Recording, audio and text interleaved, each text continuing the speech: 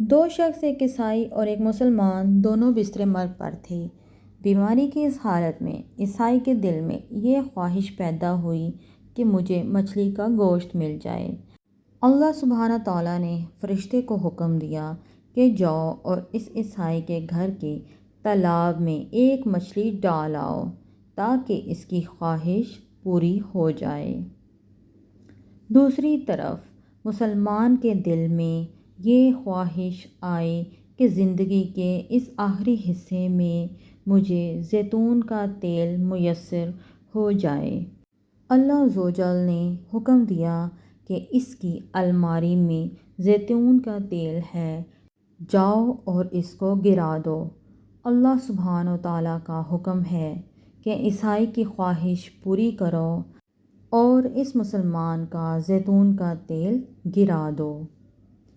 فرشتے نے عرض کیا، اے اللہ پاک، آپ کا حکم امت کے آسانی کے لیے ہے، لیکن حکمت بھی واضح فرما دیجیے تاکہ امت کی اصلاح ہو جائے اور انسانیت کو سبق مل جائے۔ تو اللہ سبحانہ تعالیٰ نے فرمایا، وہ جو عیسائی ہے، دنیا کے لحاظ سے اس کی ایک نیکی باقی تھی، میں نے چاہا کہ اس کی نیکی کا بدلہ دنیا ہی میں دے دوں، اور جب وہ میرے پاس آئے تو اس کے لیے سوائے جہنم کے اور کچھ نہ ہو۔ اور جہاں تک اس مسلمان کا تعلق ہے تو اس کی ایک کوتاہی اس کے دامن پر رہ گئی ہے، اور میں چاہتا ہوں کہ اس کی وہ خواہش ٹوٹے اور وہ اس پر صبر کرے، اور میں اس کے بدلے میں اس کی اس کوتاہی کو دور کر دوں تاکہ جب وہ میرے پاس آئے تو اس کے لیے میرے پاس سوائے جنت کے اور کچھ نہ ہو۔